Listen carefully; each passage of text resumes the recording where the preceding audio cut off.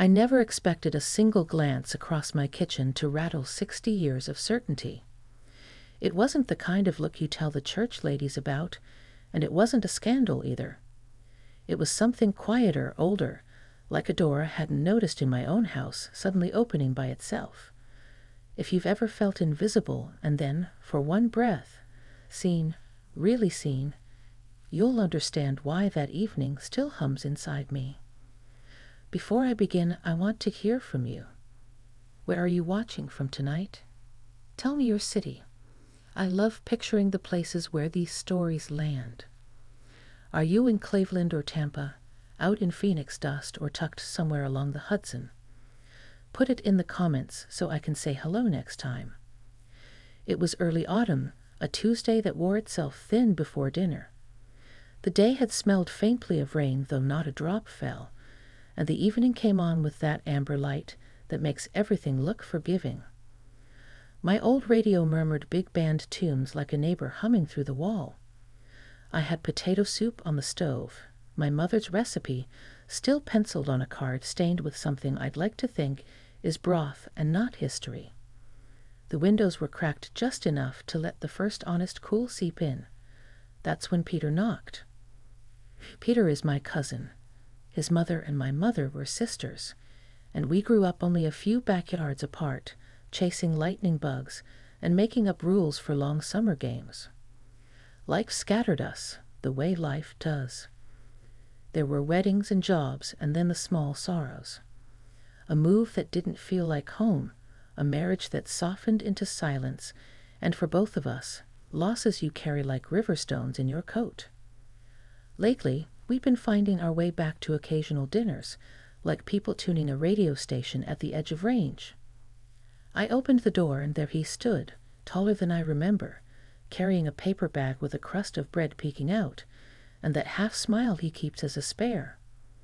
The hallway light gave his silver hair an almost soft halo. He said, "You cooking for two, Linny?" And somehow my whole kitchen felt bigger just from the sound of it. "You're lucky," I said, lifting the lid so he could see the soup roll gently like a slow tide. "It's a good pot. I even used the real butter." That earned me a laugh.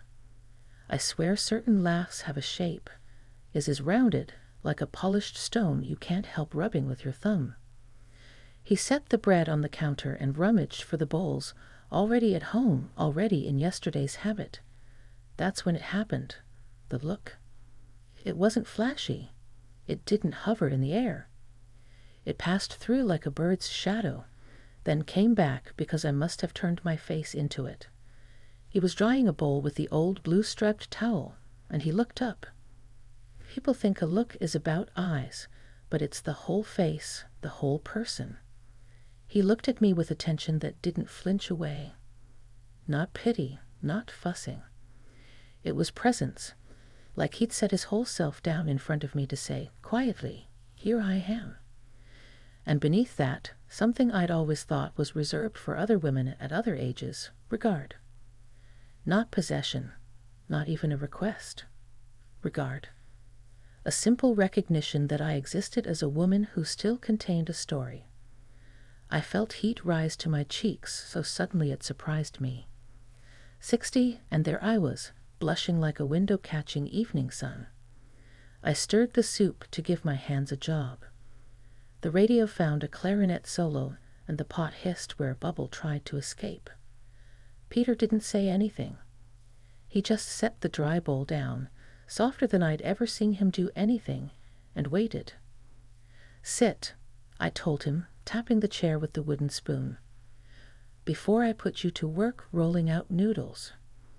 "I like your bossy voice," he said, grinning, and for a heartbeat, we both heard how that could land and smiled at the same time, relief skimming over the moment. He sat. We ate with the kind of quiet that's comfortable. The spoon scraped the bottom of the bowls, and the bread left a dust of crumbs that felt like snow the air forgot to catch. Outside, a neighbor's porch light clicked on. Inside, the overhead light hummed and drew a small family of moths to dream themselves against the glass. We talked in the way older cousins do, touching the past lightly, measuring the present with jokes that know how to be gentle. He told me about his day at the shop. Peter's a practical man, the kind who can fix a thing you thought was beyond fixing. I told him how the new church ladies have put me in charge of arranging casseroles for anyone having a hard week. I didn't say that I'd signed up because sometimes the kindness meant for others can ricochet back and catch you, and that sounded like a kind of prayer I needed. Then my hand knocked my spoon to the floor, and with it, the quiet balance we'd made. He bent to retrieve it at the same time I did. We bumped foreheads and both laughed the same surprised laugh. And there, close enough to count the tiny freckles time leaves on a person, I caught that look again, the one I'd been pretending I hadn't felt. It was steadier now, clearer. It said, "I see the part of you that is still bright." I stood up too quickly, because how else do you outrun being seen? "I'll get another spoon," I said, though it wasn't the spoon's fault. I reached for the drawer and paused, my fingers resting on the handle. When I turned back, he was still seated, hands folded like a man waiting to be told how to help. "You know," I said, and my voice felt like it belonged to someone more courageous than me. "Some days I look in the mirror, and I don't recognize the woman who looks back. She seems like a house someone moved out of and forgot to lock." Peter kept his eyes soft. "I know," he said. "I know that feeling more than I'd like. Tonight," I continued, "I felt, noticed, in a way I haven't in a long time, and it spooked me. Not because it was wrong, but because it reminded me of something I told myself I didn't need any more." The radio slipped into a quieter song. The evening leaned closer, listening. He nodded, slowly, as if matching my pace. "Virginia," he said, and he almost never uses my full name. There's a kind of respect we forget to give ourselves after certain ages. We folded away with the dresses that used to fit and the photos where we're all teeth and mischief. "I don't want to forget to give you that. That's all the look meant." I breathed. It's alarming how you can forget to do that, really do it, until someone reminds you. I brought him a clean spoon and sat down again, more aware of my own wrists, the slope of my shoulders, the way my cardigan bunched at the elbows. I noticed his hands, strong, careful, the faint nicks that tell a story about a lifetime of small repairs. We didn't try to name anything. Names are useful things, but sometimes they turn mysteries into chores. Instead, we cleared the dishes side by side. Our elbows touched once, twice, and each time a small awareness moved through me like a garden cat slipping along the fence, shy but confident that it belongs. I wiped the table with slow, spiraling motions while he ran hot water and stacked the plates at an angle that made sense only to him. "Do you remember," he asked over the rush of the tap, "that summer we taught ourselves to whistle through blades of grass?" "By the creek," I said. "You claimed yours could call fish, and I believed you for 2 whole weeks." "Maybe it did," he said, smiling. "Maybe that's why the heron always showed up." I looked past him through the window, where the evening had condensed into a single pane of blue-gray. "I could use a heron now," I said. "Something graceful that just arrives without asking my permission." He turned the tap off. The kitchen hushed. "Grace doesn't ask," he said. "It just lands, if we let it." We carried the quiet to the living room. I lit the small lamp with the shade my sister sewed for me when she still had the patience for finicky projects. It gave the room a gentle, haunted glow. I chose the chair by the window. Peter took the end of the couch nearest me. We didn't face each other exactly, more like 2 people watching the same horizon. "I should confess something," I said. The words came out because the room had been arranged to receive them. Lamplight, tea steam, evening's cool palm on the glass.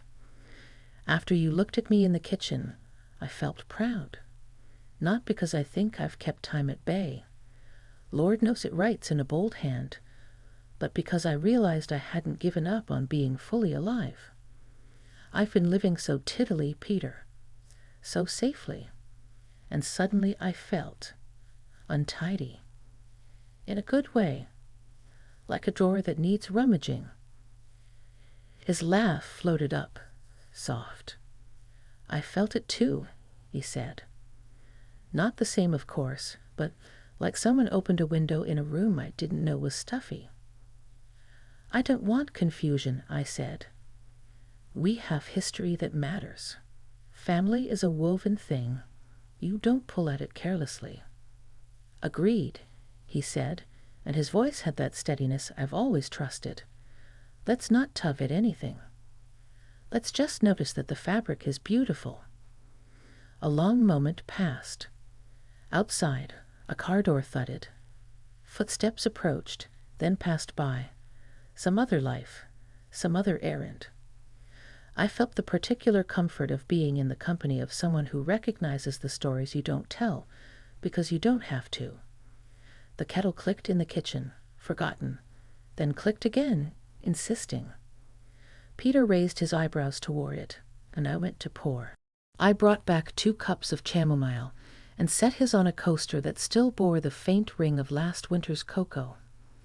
I sat, cupping warmth. The steam touched my face, a featherweight blessing. I thought of the women I know who have taught me how to hold contradictions, tenderness and distance, recognition and restraint, the flicker and the lamp that keeps it safe. Do you think, I asked, that seeing each other clearly is sometimes the beginning of a better boundary, not the breaking of one? I do, he said. Clarity is more polite than pretending. He sipped. And more generous, too. We talked about practical things after that.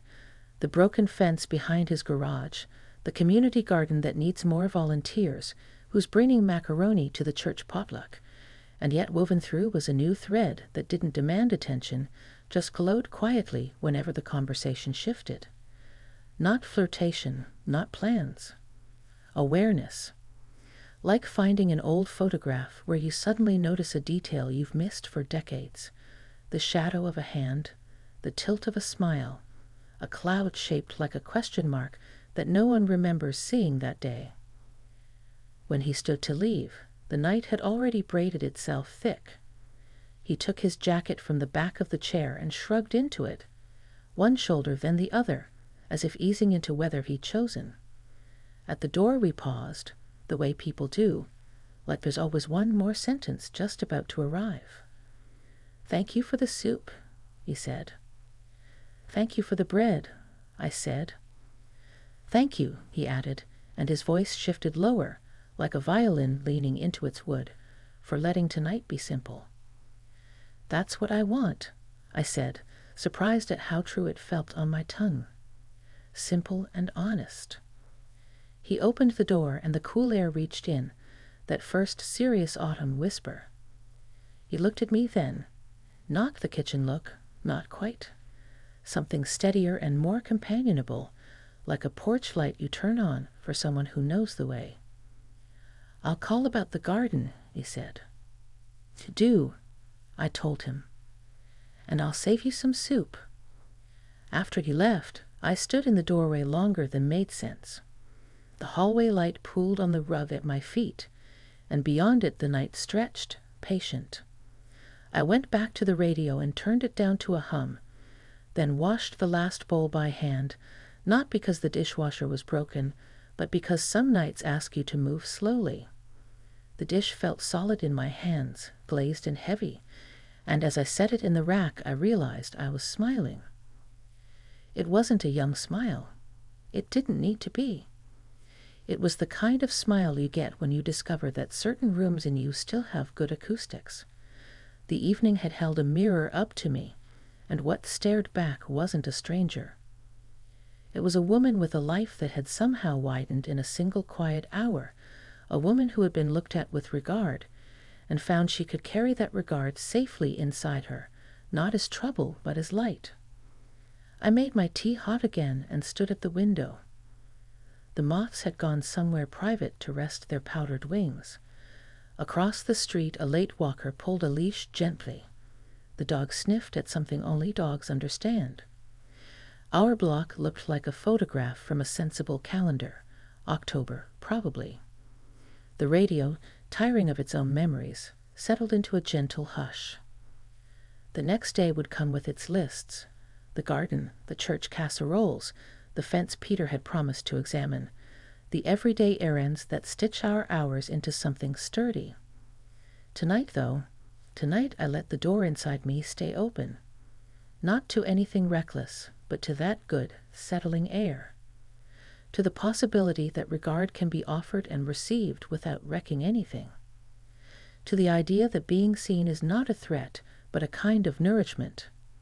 I don't know what this means yet, I thought, and felt no hurry to decide. Not all clearings in the forest demand roads. Some are for sitting with your thermos and listening to how the leaves almost sound like rain.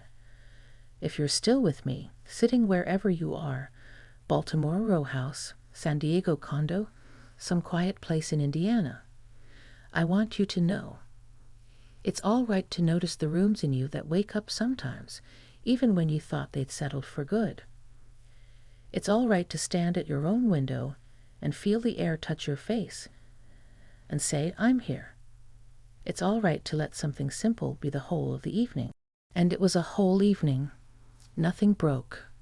No rule was bent. A look passed through a kitchen, an honest conversation balanced it, and a woman found a new way to be herself. Tomorrow would ask for more words.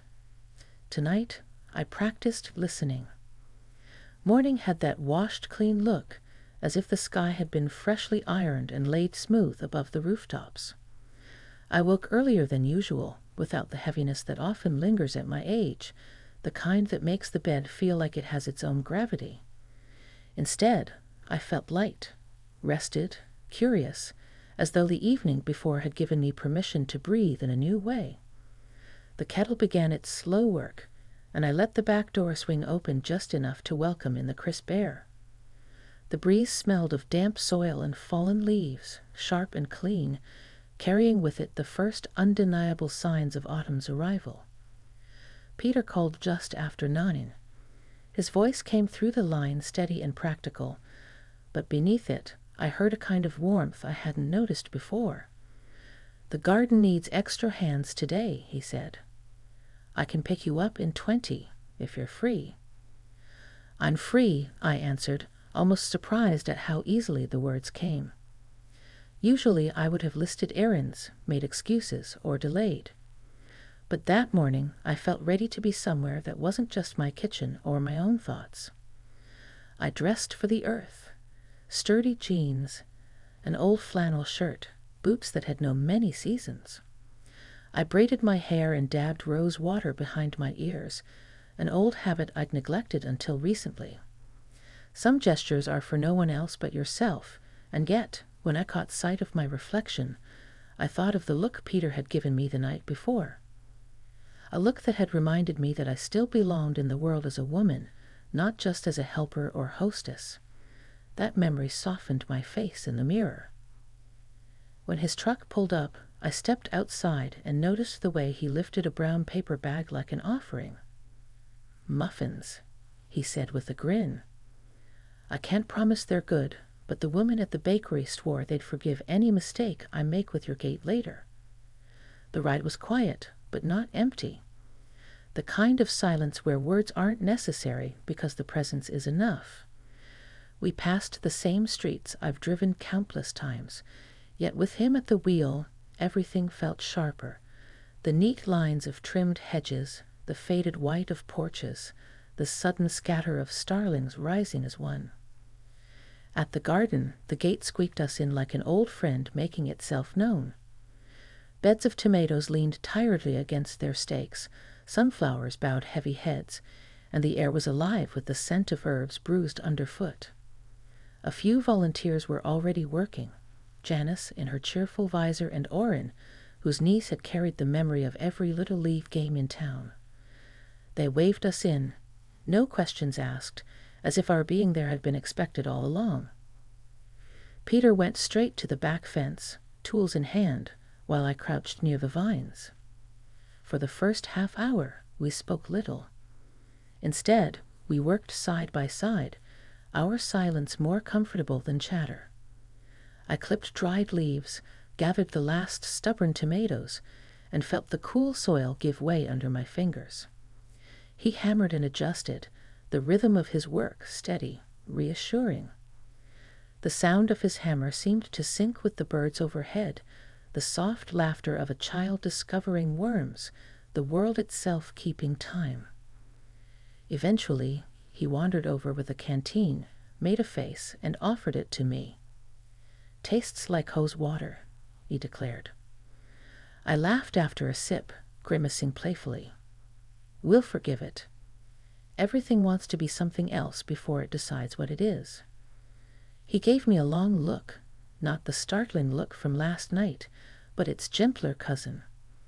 This time it wasn't discovery, but acknowledgement, like a conversation that had moved to a quieter, deeper register. "I slept easier," he said at last. "Not because the bed was different, because I was." I straightened, brushing dirt from my knees. So did I, maybe because honesty is lighter than pretending. He nodded, eyes thoughtful. "It's strange, isn't it? How being seen, really seen, feels like danger when you're out of practice. But last night, it felt like safety." I held his gaze, then looked down at the soil between us. Yes, safety, not risk.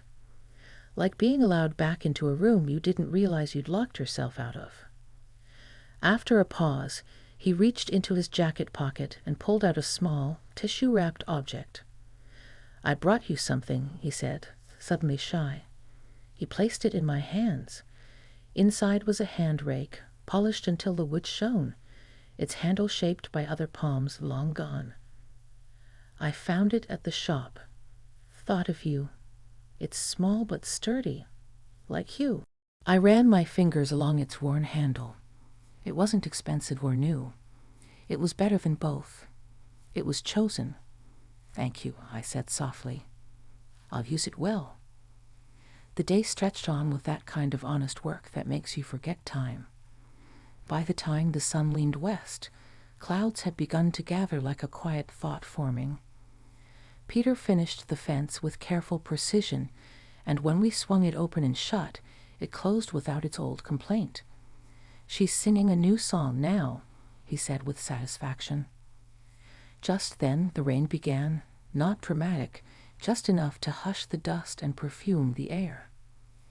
We ran for the porch, laughing, shoulders brushing as we ducked under the overhang. The garden glistened, rain making every leaf shine. From where we stood, the fence looked strong, the herbs alive, the soil grateful. "Virginia," he said, voice low over the patter of rain, "I want to set something clear between us. What happened last night, what we shared, meant something. But I don't want confusion. We're family. That matters. I don't want to blur the good lines. I just want us to carry the honesty, the regard, without trying to turn it into something it shouldn't be." I breathed in the scent of rain and thyme. "That's what I want to," I said. "To name it for what it is, a truth, not a temptation. To keep it good and let it steady us." The relief on his face told me that was the right answer, and it was the truth. Sometimes the bravest thing isn't stepping further. It's staying still, honoring what's real without stretching it into something unsustainable. That Saturday, I asked him to the community dance. Nothing more than what we said. I told him. Just an evening to share. It's been too long since I danced with someone who knew where my feet were. His smile held both humor and tenderness. "I'm steady enough for a slow song," he promised. And so we went. The community hall was strung with paper lanterns, glowing softly like captured moons. Records spun familiar tunes, some older than us, some just familiar enough to stir the air. We danced, not like teenagers proving something, but like people who had weathered storms and now understood the gift of moving in rhythm without needing to rush. His hand rested lightly on my shoulder. Mine found its place against his. We moved slow, steady, unashamed. Not scandal, not spectacle, just two people remembering that music is a language of belonging. Between songs, we sat and shared small, ordinary confessions. He admitted he hated the taste of freezer ice. I confessed I'd never finished a book I kept underlining. We laughed like children showing each other their secret treasures. We made gratitude lists that didn't sound like greeting cards. The exact gray of a sky when we were 12, the smell of cinnamon in a bakery that forgives mistakes. Each small truth was another thread, weaving us into something firm and familiar. That night, when he walked me home, we didn't hug, didn't push against the careful boundaries we had chosen. We didn't need to. The truth itself was enough. At the door, he said simply, "Thank you for the dance." And I, smiling with the kind of smile that comes from being gently alive, answered, "Thank you for reminding me my life still dances." When I stepped back inside, the house seemed to hold its breath with me. The handrail gleamed where I'd left it on the counter. The gate stood strong in the rain-washed night. I brewed tea, sat by the window, and let the evening fold itself around me. What we found was not scandal, not risk. It was clarity. Regard within respect. The kind of recognition that nourishes rather than burns. A light that doesn't blind but guides. And that was enough. More than enough.